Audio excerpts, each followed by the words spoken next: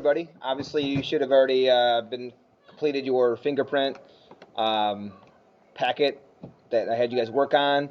It's a brief lecture. It's kind of highlighting some of those key points here and kind of going more into the history behind it because the worksheet really didn't go into that.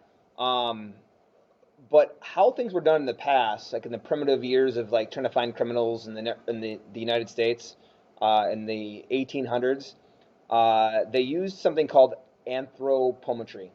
And also, what that means, it's a study of human body parts. What they use like 11 or 12 different body markings and lengths. So they would do like your arm length, they did like your chest, they did legs, they did your neck, your head, etc. Again, 11 or 12 different points of what they measured, and that's what they used back then to identify criminals. They would keep record. If you went to jail, you would get your body measured. These different 11 different parts. Um, so uh, your height, your reach, width of head, length of foot. So you can see in this picture down here in the slide, you can kind of see that, kind of what they did. So, obviously today that's something different. Today you get brought into prison, you get booked, you get your mugshot, you get fingerprinted. Again, it's not what they did back in the 1800s. So kind of a crazy thing. But so now, obviously, we use fingerprinting. I'll tell you guys why here in a minute.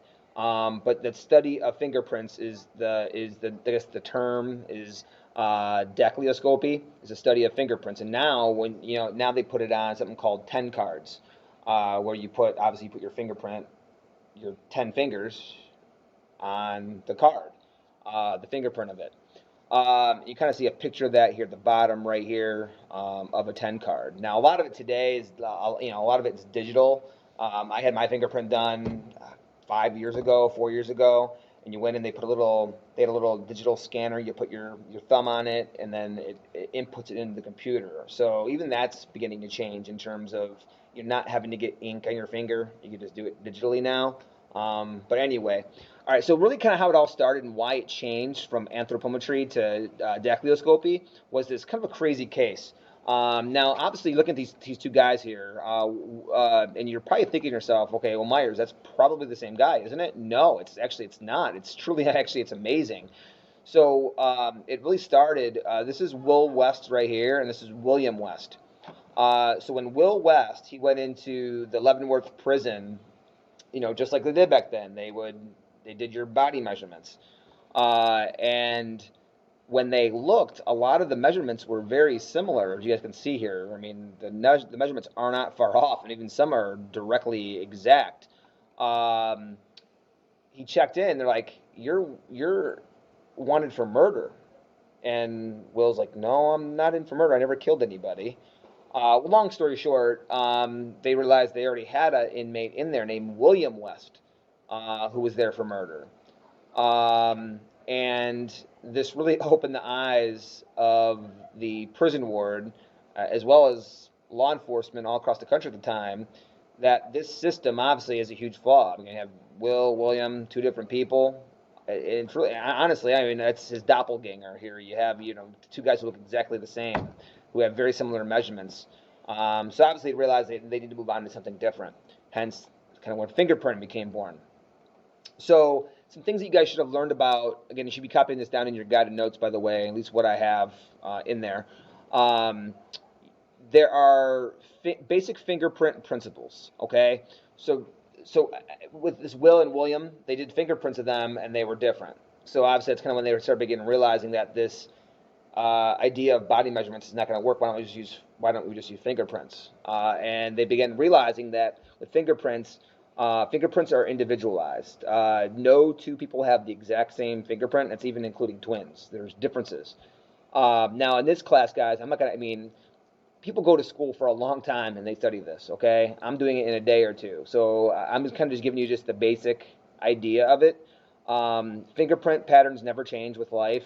The only time they can change or become altered is if you have a serious injury or some type of skin disease that can affect your print. And then ultimately, fingerprints have general ridge characteristics that are used for ID. And there's hundreds of these things. So that's kind of going how not one fingerprint is the same.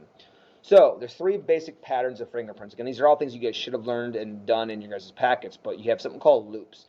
Most people, most people have a loop. So 65% of the population have this loop type of pattern. And then you have 30% of the population have like this right here, this where my cursor's at, this whirl. Think of like a whirlpool going around and around and around. And then 5% of people have something called an arch. And you can see in this bottom picture here, you can see obviously the arch, that's like a tent, essentially, in the picture. Now, again, I'm not going to have you guys go crazy into this, but again, just giving you some examples. There's 150 to 200 details on a fingerprint.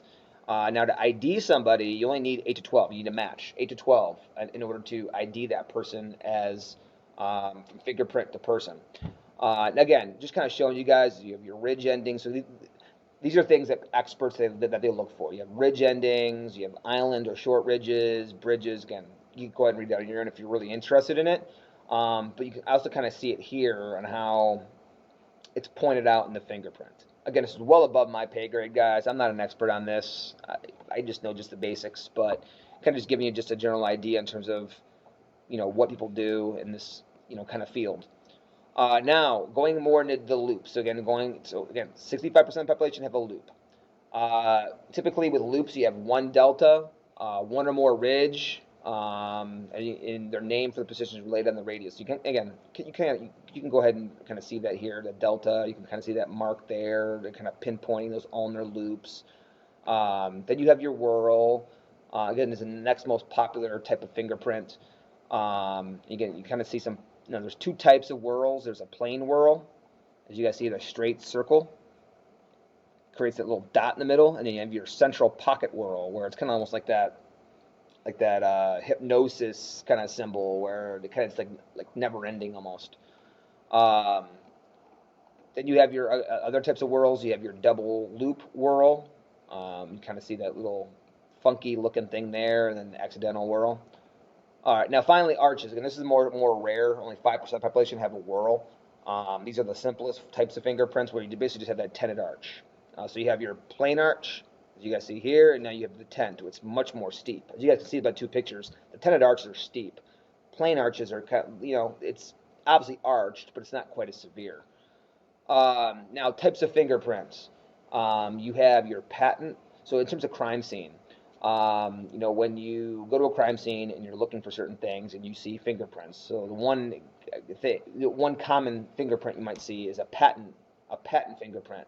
It means it's visible. You go to a crime scene, you can visibly see it. It's smooth on a surface. And typically, for instance, blood. You might see it in blood. You might see it in some other type of liquid, physically at the crime scene. Then you have your plastic type of print. These are actually indentations, so like mud, clay. You might see it in that regard, more of a solidy type of surface. And then you have your Latin prints. Obviously, this is where you might need more like the forensics. You might need some more chemicals to extract it. But these are Latin means it's hidden. It's transferred from oils on the surfaces. You can only see it if it's through powder or some other type of chemical that brings it out, which leads me to developing Latin prints. You could use the fine powder, but also if you have porous surfaces, you could use iodine fumes. You could use neodrin, silver nitrate, cyanochrolites. It's basically super glue. But chemical reactions will destroy the print, so you only get one chance. So if you use a chemical like one of these iodines or whatever, you gotta be extremely careful, because if once you use it and you mess up, the print's gone. So these are also pretty messy too. So obviously you want to wear special type of equipment if you go into this field. Now I know one of the serial killers that you guys learned about was Richard Ramirez, the Night Stalker, and he was actually captured this way by finding boot prints and fingerprints. Again, you can go ahead and read the slide, but that was one of the things in terms of this forensic field that will play an impact in that. All right. So anyway, that is it for the lecture.